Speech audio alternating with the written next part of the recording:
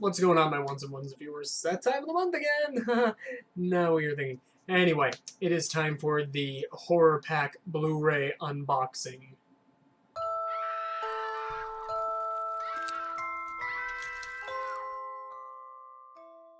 Technically, it's already unboxed.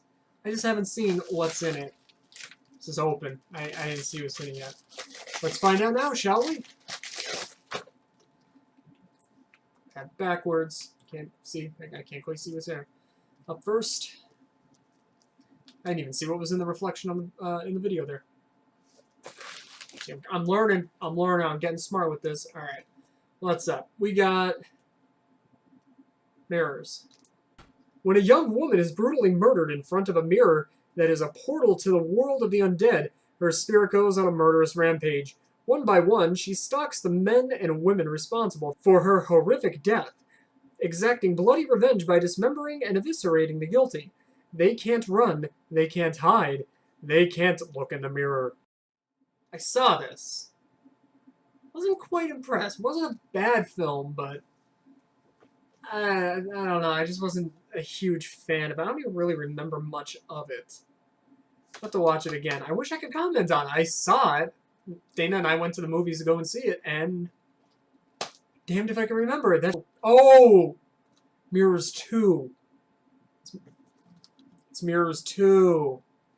Okay, yeah, I definitely didn't see this one. I know I saw the first. I didn't care too much for it. Mirrors 2, that's why that threw me.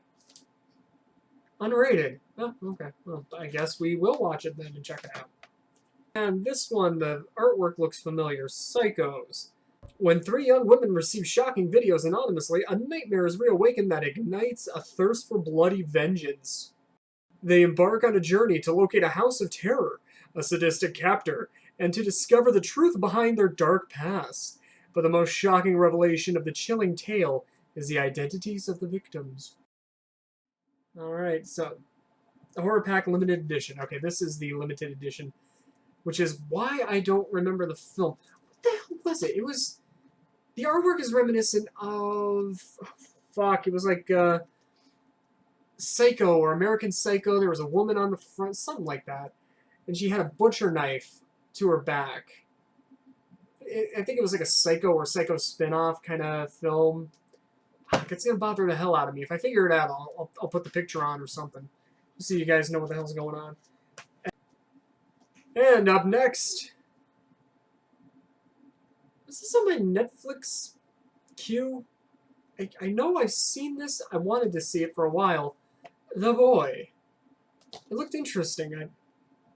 Yeah, Scream Factory. They're usually good with horror films. I just forget if it was on Netflix or I happened to see it in passing. I'm not sure. Let's see. In the summer of 1989, 9-year-old Ted Henley and his father John are the proprietors of the Mount Vista Motel, a crumbling resort buried in the mountains of the American West. Since Ted's mother left, John has drifted into despondency, leaving Ted to fend for himself. In this isolation, unchecked by the bounds of parenting, Ted's darker impulses begin to manifest. The arrival of a mysterious drifter, William Colby, captivates young Ted, and the two form a unique friendship, setting the stage for Ted's fatal, unnerving metamorphosis. I guess the metamorphosis is into a deer? I'm not certain. It's great, it's creepy, you'll be squirming in your seat. Birth, movies, death. I love when they put quotes on the film from like smaller independent things, like sites, fanzines, whatever. Fanzines are dead. I miss the day of actual fanzines. I really do. But anyhow, I love when they include the little the little guys' comments in here. Because A, you don't usually know if it's good or not, and B, you know, the smaller guys. My site is a smaller guy. I only got quoted once, and it was nice to see it on there. Then you got the Examiner, deliciously tense. So I guess they hold birth, movies, and death in the same regard as the Examiner. So I'm going to have to check that. I'm assuming it's a website out. I don't know. Utterly Hypnotic, IndieWire. I didn't even see that one. IndieWire. Okay, so anyhow.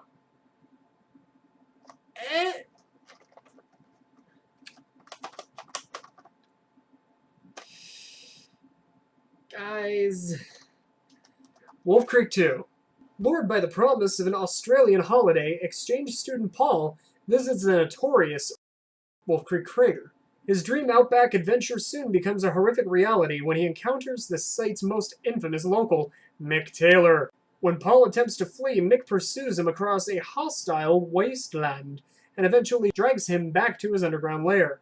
After seeing the true magnitude of Mick's monstrosity, Paul's only hope of surviving, where no one has before, will be to use every ounce of cunning to outwit the man behind the monster. I'll admit, I never saw the first Wolf Creek. I had absolutely no interest. I didn't watch the Wolf Creek TV series that I guess was based off of Wolf Creek. Wolf Creek 2, I have just as much interest in seeing it as the very first one, but considering I'm hearing a rattling...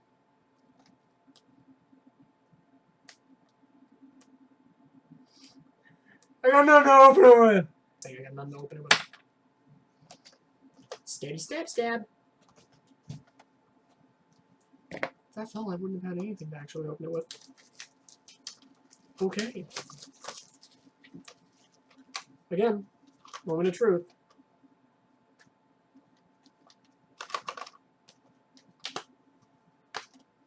Oh. Guys. Guys.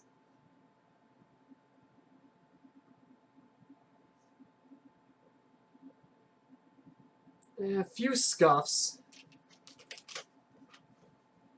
Otherwise, it's okay. And this one is just... Oh, okay. Just the standard DVD version got pretty scuffed up. I see what happened. Guys. I know Horror Pack is probably watching, but...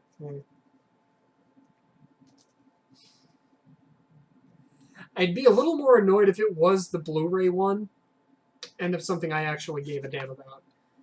This one is probably just going to sit here for a little while. I'll eventually get to it. But yeah, I'm just not that interested in Wolf Creek 1 or 2. I hear they're good, but I don't know. It's just one of those that I don't care. There's your lot. There's your lot for this month. Am I excited? Hey, yeah, no. I've already said it. I'm not too interested in Wolf Creek 2. I'd never bothered with the first one. The Boy, I actually did want to see, so that's a nice touch as I scuff up the DVD. Mirrors 2, I wasn't a fan of the first one. I'll watch the second, see if it's any better. And, what was it? Psychos. I don't know. I know nothing about it. I don't know any of the people that are in it. So I don't know. I'll have to check that out. To touch upon last month's, I actually haven't watched any of them yet. It's just been kind of busy on my end with health and appointments and whatnot. The only one that we did get around to watching, though, was Killer Pinata. And I gotta say, actually a pretty good film. Wasn't anything spectacular or memorable, but I chuckled. It was a horror comedy where it's not quite what you think. It's not necessarily like an evil pinata. When you read the back, it seems like it's just this evil, for some reason, pinata exacting revenge on his pinata brethren. It's actually like a possessed pinata, I guess is the way to put it. And yeah, I guess it kind of takes offense because people are destroying said pinatas. But the way the story fleshes out is more, he's out for revenge, is what it is. Not necessarily because they're destroying the pinatas, that just seems like a secondary thing to it.